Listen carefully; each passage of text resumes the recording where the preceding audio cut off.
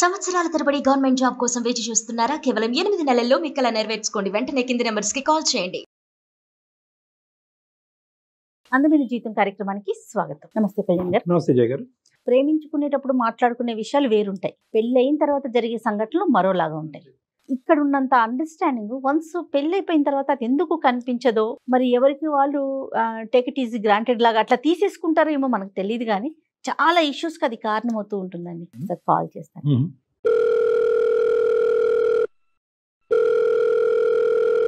నమస్తే అండి, ప్రదీప్ గారండి. ప్రదీప్ అండి.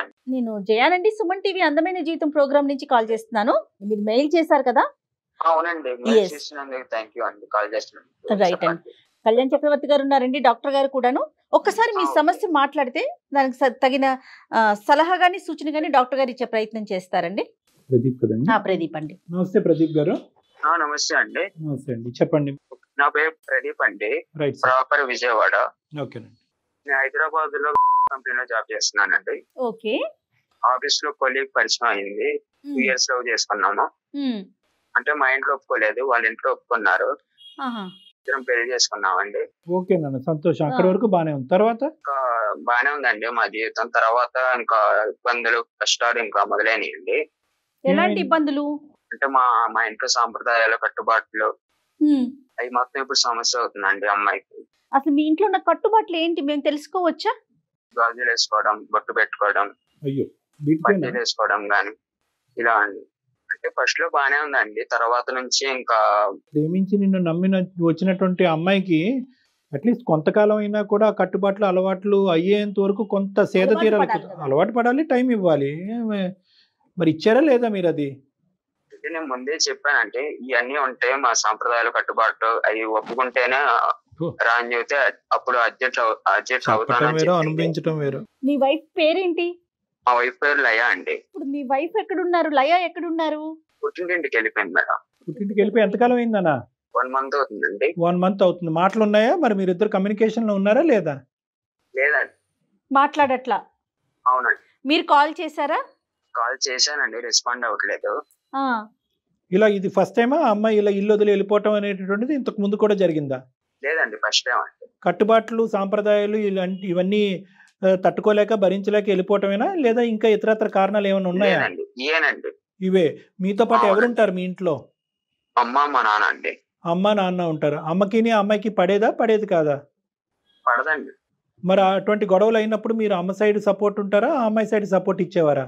ఇద్దరికి ఇస్తానండి సపోర్ట్. ఇద్దరికి సపోర్ట్ ఇస్తారు కాబట్టి ఈ అమ్మాయి వెళ్ళిపోయింది. అది సరే సరే, సరిగ్గా ఎక్స్ప్రెస్ కూడా చేయలేకపోతున్నారు. సరే, మరి మీ ఫోన్ ఎత్తకపోతే ఎలా మరి? ఇప్పుడు మమ్మల్ని కలిపి ఒకసారి అమ్మాయితో మాట్లాడమంటారా? మాట్లాడండి కొంచెం. అసలు ఆ అమ్మాయి మనసులో ఏంటి, ఆ అమ్మాయి ఏం ఫేస్ చేస్తున్నది మనకు అర్థం అవ్వాలి కదా. నువ్వు అంతా పొడిగా చెప్తున్నావు. ఒక పని చేయండి ప్రదీప్ గారు, నెంబర్ ఫార్వర్డ్ చేయండి, నేనే కాల్ చేస్తాను. ఓకే అండి. రైట్. మేడం నెంబర్కి వాట్సాప్ పంపించు. ఇప్పుడు ఇక్కడ దాకా వచ్చి వేదిక దాకా వచ్చి సమస్య ఏదో. ఓకే అండి. మేడం మీకు అర్థం కావట్లేదు. ఇప్పుడు ఈ అబ్బాయి యొక్క నోట్లో నాలుగు లేకుండా మాట్లాడేటటువంటి ఈ ధోరణి ఏదైతే ఉండదో అది కర్ర ఎరగదు, పాము చావదు. ఇది చాలా మంది అబ్బాయిలు ఫేస్ చేసేటటువంటి ప్రాబ్లం. బయట నుంచి వచ్చే ఆడపిల్లల్ని ఎత్తుకుని వచ్చి ప్రేమించేసి ఇంట్లో కూర్చోపెడతారు. ఆటోమేటిక్ గా 10 రోజుల్లో నువ్వు అడ్జస్ట్ అయిపోయి ట్యూన్ అయిపోయి ఇదే మీ పుట్టిల్లాగా బిహేవ్ చేయమంటారు. ఎట్లా కుదురుతుందండి? ఇప్పుడు అదే కదా, ఇప్పుడు అబ్బాయి మాట్లాడలేకపోతున్నాడు. ఇప్పుడు ఇక్కడ నాకు అర్థం కాని విషయం, ఇక్కడ దాకా వచ్చి తన సమస్య ఏంటో కూడా చెప్పుకోలేకపోతే ఎట్లా? కళ్యాణ్ గారు నెంబర్ పంపించారు, నేను కాల్ చేస్తానండి. మళ్ళీ మీకేమొచ్చి అర్జెంట్ అని మెయిల్ పెట్టి చాలా అర్జెంట్ మేడం, చాలా ఇంపార్టెంట్, అసలు నాకేం చేయాలో తెలియట్లేదు అనేసరికి ఎంత సఫర్ అవుతున్నాడు మేడం. అబ్బాయి సఫర్ అవ్వట్లేదు అట్లా ఎక్స్ప్రెస్ చేయలేకపోతే.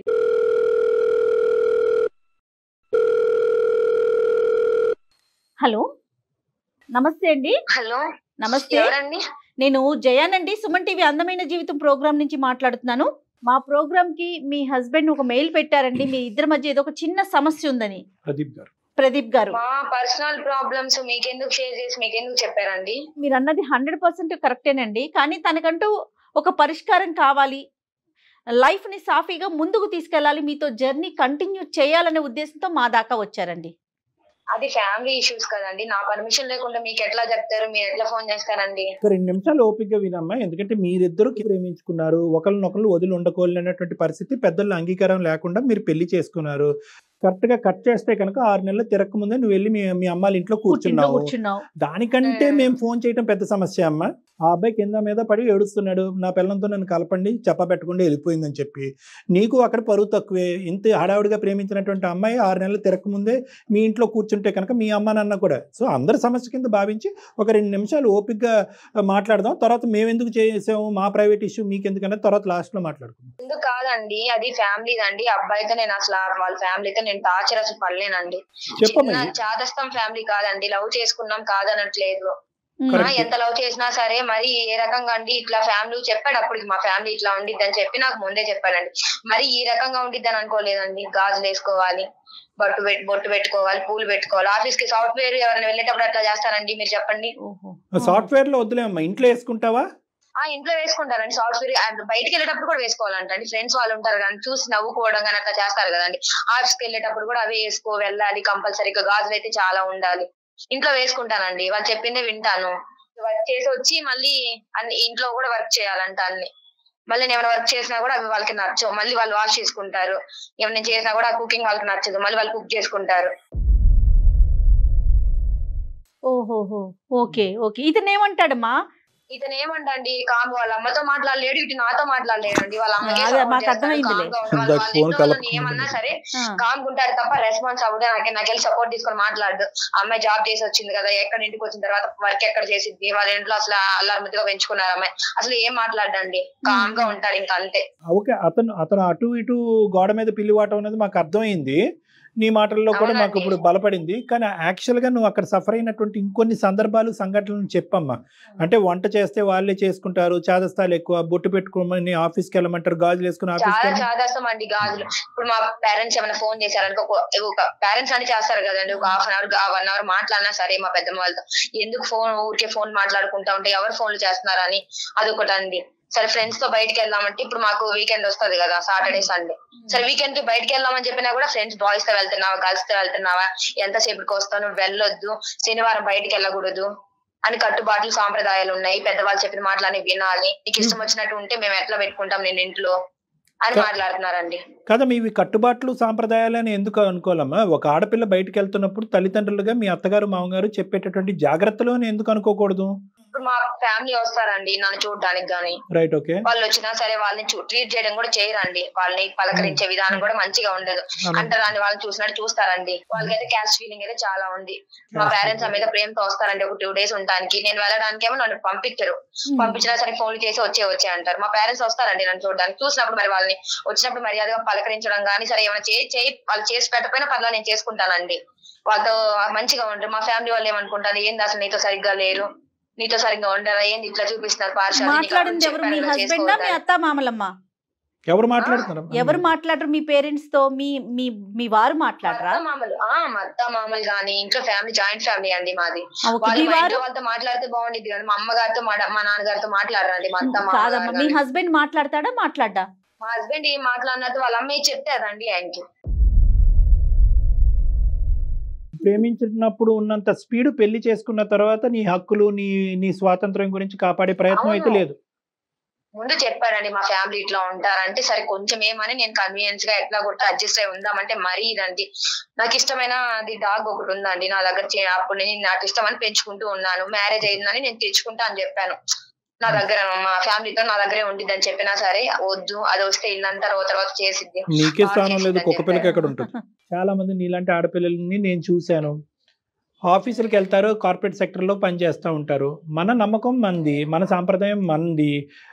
పోనీ ఆవిడలాగా ఇక్కడి నుంచి ఇక్కడ వరకు గాజులు కాకపోయినా కొంతవరకు గాజులు పెట్టుకోవచ్చు. కొంత బొట్టు అనేటటువంటిది అది ఒక ఇది కాబట్టి అది పెట్టుకుంటారు. ఇప్పుడు దానికి అంత ఫీల్ అవ్వాల్సింది ఏముందమ్మా? నేను ఆ కల్చర్ లో అసలు పెరగలేదండి. నన్ను అసలు ఇంట్లో వాళ్ళు ఒక వర్క్ చేయించడం కానీ ఏం చేయడం కానీ ఆ అబ్బాయికి తెలుసు అండి. మా ఆయనకి ఇట్లా ఎట్లా చూసి చిన్నప్పటి నుంచి గారాభంగా పెంచుకున్నారండి మా అమ్మ. మా నాన్న ఒక పని కూడా చెప్పరు. పని చెప్పకపోవటం, గారాభంగా పెంచడం, ఎవరి పిల్లలైనా అలాగే చూసుకుంటారు. అది కాదు నేను అడిగేది.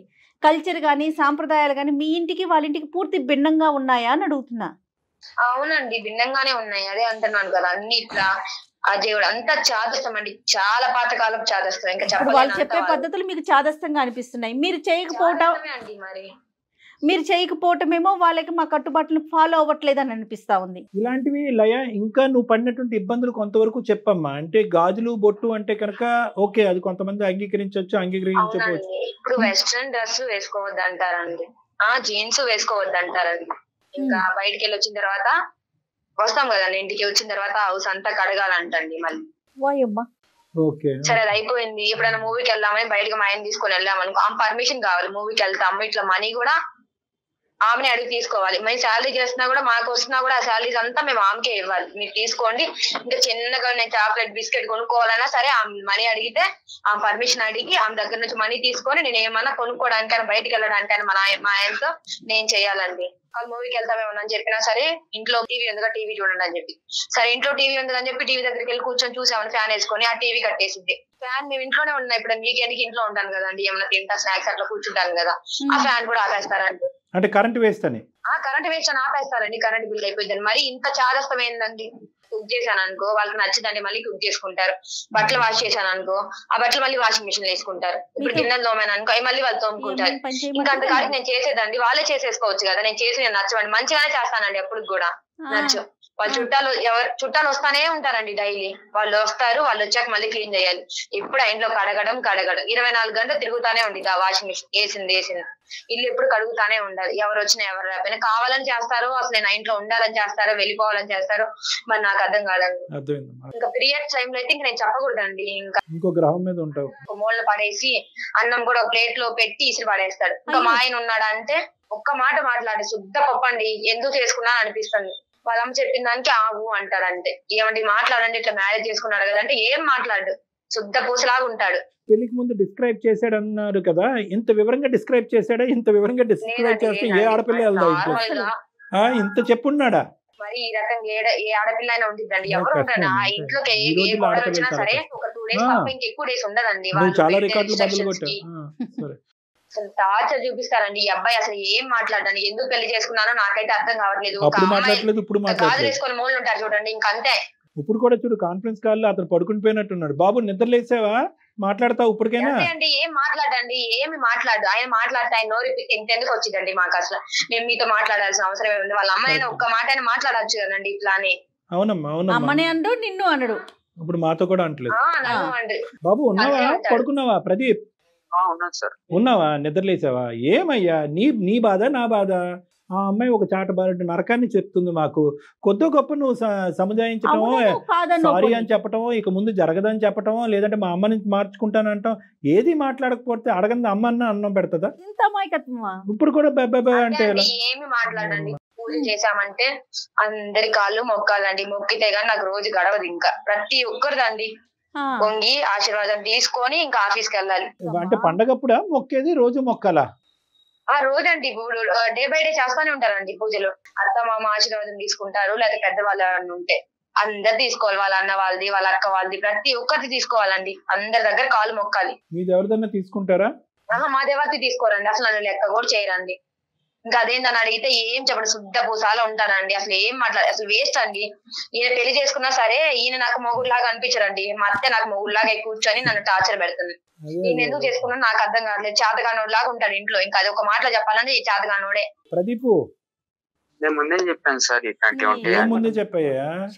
ఏం చెప్పావు ముందే? ఇవన్నీ చెప్తే ఏ ఆడపిల్లన్నా వస్తుందా?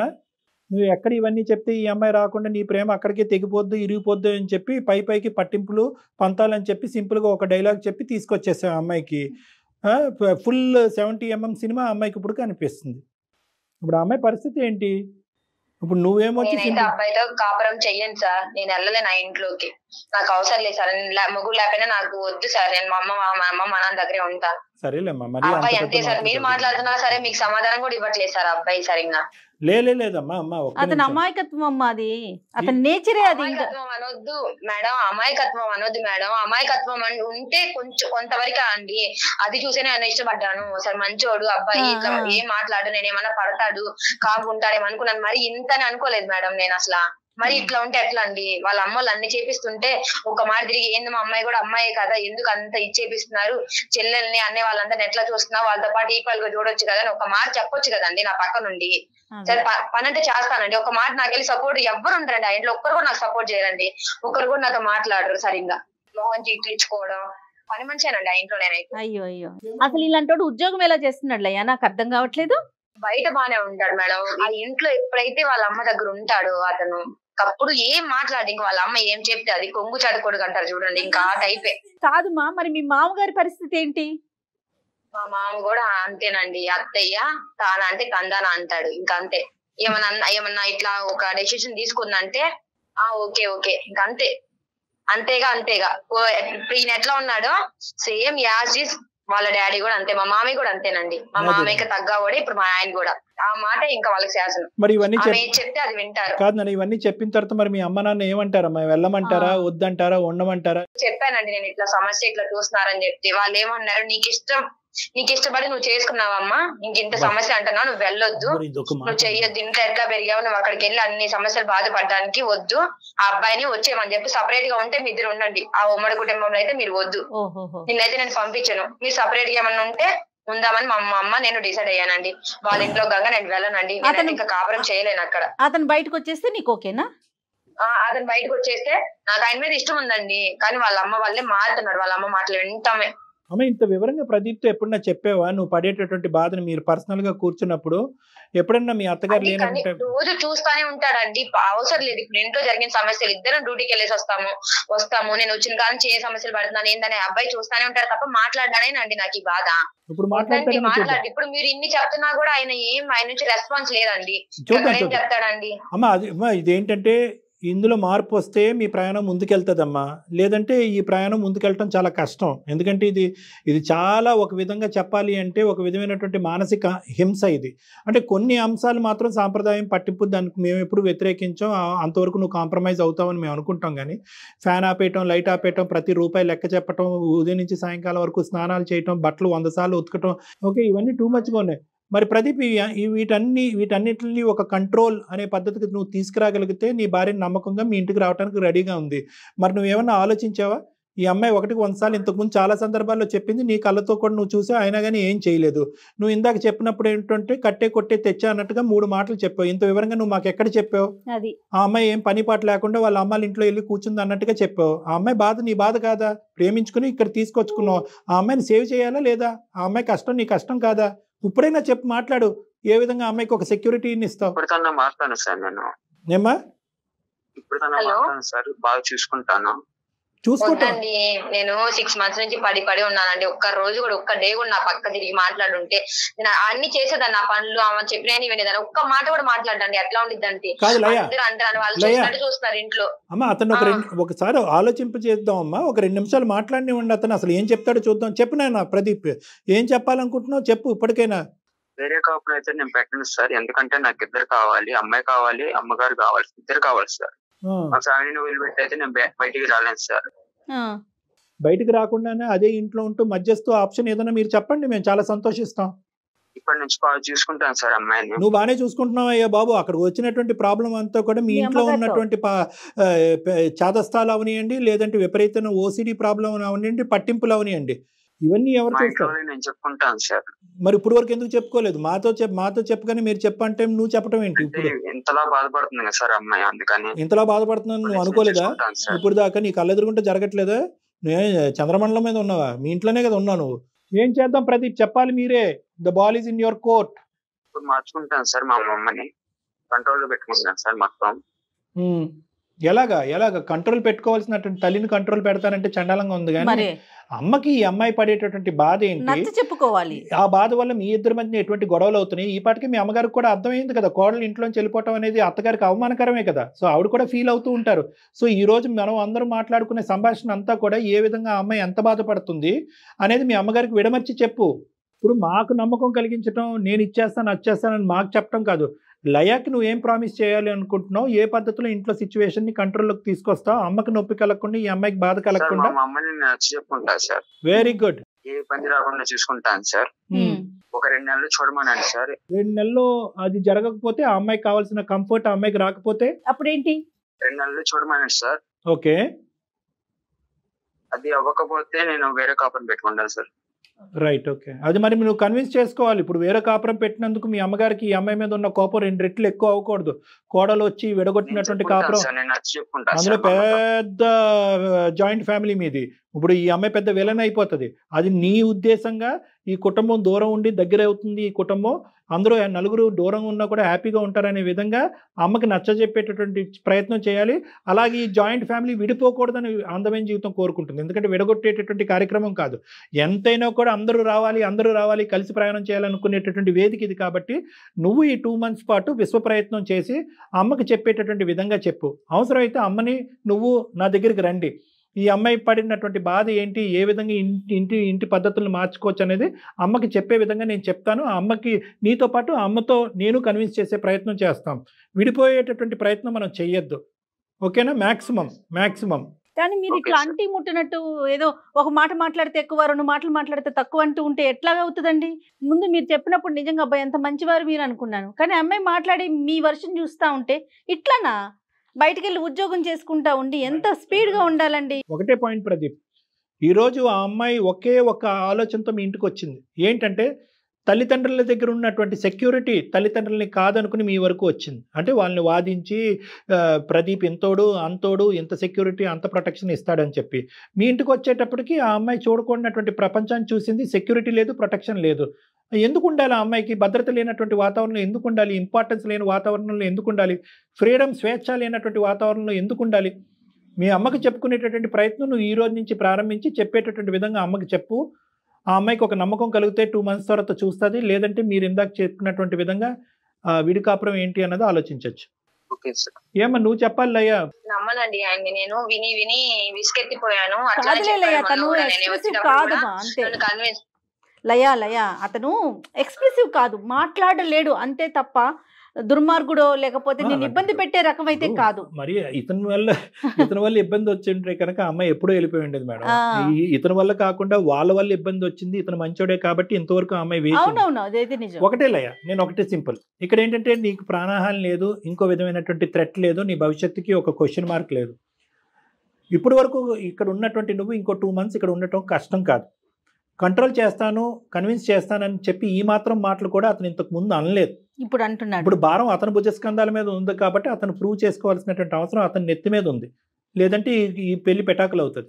కాబట్టి అతను చెప్పలేకపోతున్నాడు. కాబట్టి నేను అనేది ఏంటంటే అతను మాట్లాడినటువంటి ఆ 2 మాటల మీద ఒక నమ్మకం పెట్టుకుని మా గురించి ఒక 2 months ట్రై చేయి. నెంబర్ 1. నెంబర్ 2, నేను ఏమంటున్నానంటే నీ గురించి ఇతను పూర్తి స్థాయిలో వాళ్ళ మదర్ కన్వే చేయలేకపోతున్నాడు కాబట్టి నేను ఇన్వాల్వ్ అవుతాను ఇందులో. నేను ఇన్వాల్వ్ అయ్యి వాళ్ళ అమ్మగారిని, మీ మామగారిని, ఈ అబ్బాయిని, వీళ్ళ ముగ్గురిని నా క్లినిక్కి పిలిపించుకుని నేను ఆవిడకి చెప్పేటటువంటి విధంగా చెప్తా. నష్టం కలగకుండా, నీ మీద వ్యతిరేకత డెవలప్ అవ్వకుండా, నీ మీద కోపం పెంచుకోకుండా చెప్పే విధంగా నేను చెప్తా. ఆ తర్వాత కూడా ఒక 2 months చూడు. అయినా కానీ పరిస్థితి ఇలాగే ఉంటే కనుక అప్పుడు ఏం చేయాలి అనేది ఇంకోసారి కూర్చుని మనం మాట్లాడుకుందాం. గట్టిగా చెప్పండి అండి, అబ్బాయి చూసుకుంటాడు అంటే మీరు హామీ ఇస్తున్నారు కాబట్టి మీ మాటలు నమ్మి. అతను కూడా ఇంతవరకు ఎప్పుడు చెప్పలేదు ఇట్లా అని వాళ్ళని చెప్పుకుంటాను, ఇట్లా చూసుకుంటాను, 2 months టైం ఇవ్వని అడుగుతున్నాడు కాబట్టి ఇంతవరకు ఎప్పుడు నాకు అట్లా చెప్పలేదు. ఇప్పుడు చెప్తున్నాడు కాబట్టి ఒకసారి నేను ట్రై చేస్తానండి. 2 months వాటికి అయితే చూస్తాను. ఈ లోపు మాత్రం మళ్ళీ రిపీట్ అయింది అనుకో సార్, ఇంకా నేనైతే ఇంకా వేరు కాపురం కానీ బలవంతంగా ఏది చేయలేము. 2 months తర్వాత వేరే కాపురం అయినా అవ్వాలి, లేదంటే మా ఇంటికి వచ్చి నేను పుట్టింటికి వచ్చి. ఎందుకంటే పడే వాళ్ళకి తెలుస్తుంది కదా డాక్టర్ గారు. రైట్, మాట్లాడదామమ్మా ఒకసారి. డాక్టర్ గారు మాట్లాడతారు. బాబు ప్రదీప్, చెప్పండి సార్. మాట మీద నిలబడాలి. నువ్వు ఈ పరీక్షలో నెగ్గవలసినటువంటి అవసరం ఉంది, అర్థమైందా?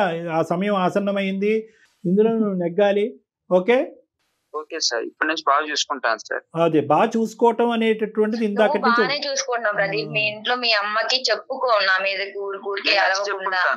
అదే చెప్పుకుంటాను అందరితో. నువ్వు చెప్పి మార్చుకుంటే మీ ఫ్యామిలీ వాళ్ళందరినీ ఓకేనా ప్రదీప్? Okay sir. అమ్మని తీసుకుని అమ్మకి ఇది సీక్రెట్ గా ఏమి ఉంచొద్దు. ఈ సమస్యకి పరిష్కారం దొరక్క అందమైన జీవితంకి వెళ్ళి డాక్టర్ కళ్యాణ్ చక్రవర్తి జయ మేడంతో మాట్లాడాను. ఒకసారి వచ్చి మనల్ని పర్సనల్గా వచ్చి కలవమన్నారు. ఒకసారి రేపు కానీ ఎల్లుండి కానీ వెళ్ళి కలుద్దాం అమ్మ అని చెప్పి నా అపాయింట్మెంట్ తీసుకుని వచ్చి కలవండి. నేను మిగతా అంశాలన్నీ కూడా మేనేజ్ చేయగలను, నాకు ఆ కెపాసిటీ ఉంది, నేను చేస్తాను. రైట్, ఓకే లయ్యా. నాన్న వీళ్ళందరితో కలిసిన తర్వాత జయ మేడం నీకు కాల్ చేస్తారు. అమ్మ ఈ ఇష్యూ సద్దుమనుగా అయినట్టే, కొంతవరకు మార్పు వచ్చింది అన్నట్టుగా చెప్తారు నా క్లినిక్ అపాయింట్మెంట్ అయిన తర్వాత.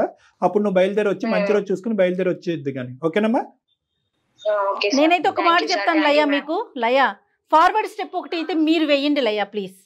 సరే అండి, నేను ఇక్కడ నుంచి మంచిగానే ఉంటాను. కొంచెం వాళ్ళకి చెప్పండి, వాళ్ళ ఫ్యామిలీ వాళ్ళకి. Definitely గా అమ్మా, definitely. ఏం ప్రాబ్లం లేదు. Yeah, sure అమ్మా, we'll take care of that, don't worry. Thank you. Okay thank you ma'am, thank you sir. Okay okay, thank you. అది సార్ ఓహ్, ఆ అబ్బాయి సరే మనకు అర్థమైంది కదా మేడం. ఇప్పుడు ఆ అబ్బాయి మంచోడే, బాగా చూసుకుంటాను 1-10 సార్లు ఒకరి మీద ఒకరికి కంప్లైంట్స్ లేవండి.